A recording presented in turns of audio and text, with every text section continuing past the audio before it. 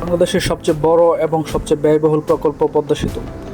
কিন্তু সম্প্রতি আবারও শুরু হয়েছে এক ভয়াবহ গুজব, এই সেতু নাকি ধসে পড়ছে। কারো দাবি সেতুর পিলারে ফাটল, আবার কেউ বলছে এর নির্মাণেই নাকি ত্রুটি ছিল।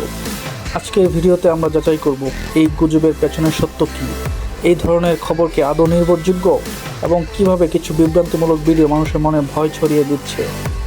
2025 সালের এপ্রিলের শেষ দিকে ফেসবুক এবং ইউটিউবে কিছু ভিডিও ভাইরাল হয়, যেখানে দাবি করা হয় পদ্মা সেতুতে ফাটল দেখা দিয়েছে। কোনো ভিডিওতে দাবি করা হয় যে সেতুর 17 নম্বর পিলারে বড় ধরনের ফাটল রয়েছে, যা ভয়াবহ বিপদের ইঙ্গিত দিচ্ছে।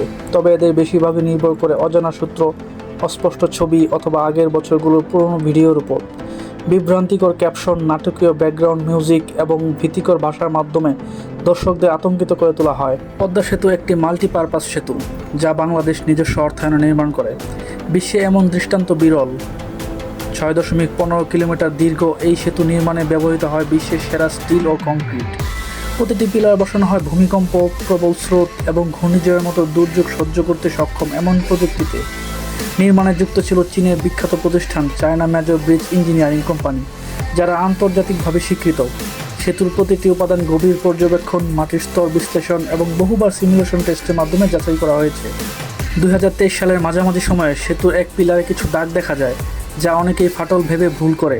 এই দাগগুলো মূলত পানির দাগ বা ফাঙ্গাস, যা যে কোনো কংক্রিট কাঠামোতে স্বাভাবিক। বিশেষজ্ঞদের ভাষ্য অনুযায়ী এই দাগ কাঠামোগত কোনো ঝুঁকির ইঙ্গিত নয়। বাংলাদেশ সেতু কর্তৃপক্ষ নিজেই স্পষ্টভাবে জানায় সেতু পুরোপুরি নিরাপদ এবং কার্যক্ষম। প্রকৌশলীরা সেতুর স্বাস্থ্য নিয়মিত পর্যবেক্ষণ করেন এবং কোনো ধরনের কাঠামোগত দুর্বলতা পাওয়া যায়নি। সেতুতে রয়েছে আধুনিক মনিটরিং ব্যবস্থা, সেন্সরের মাধ্যমে প্রতিটি কম্পন, দুলুনি বা তাপমাত্রা পরিবর্তন রেকর্ড করা হয়। এছাড়াও প্রতি মাসে ফিজিক্যাল ইন্সপেকশন, ডাইভিং টিমের মাধ্যমে পিলার পরিদর্শন এবং স্পেশাল ড্রোন সার্ভিলেন্স করা হয়।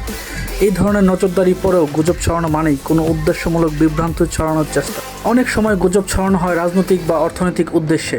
কেউ কেউ এর মাধ্যমে সরকারের সফল প্রকল্পকে প্রশ্নবিদ্ধ করতে চায়, আবার কেউ ইউটিউব ট্রাফিক বা মনিটাইজেশনের জন্য ভয়ভীতি ছড়ায়। এই ধরনের কাজ একদিকে যেমন বিভ্রান্তিকর, অন্যদিকে দেশে ভাবমূর্তি ক্ষুণ্ণ করে। একটি প্রকল্প যা কোটি কোটি টাকায় তৈরি হয়েছে, তা নিয়ে গুজব ছড়ানো আইনগত শাস্তিযোগ্য অপরাধও হতে পারে।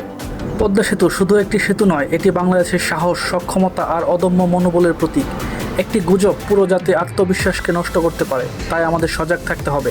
তথ্যহীনতা নয়, তথ্যই হোক আমাদের শক্তি।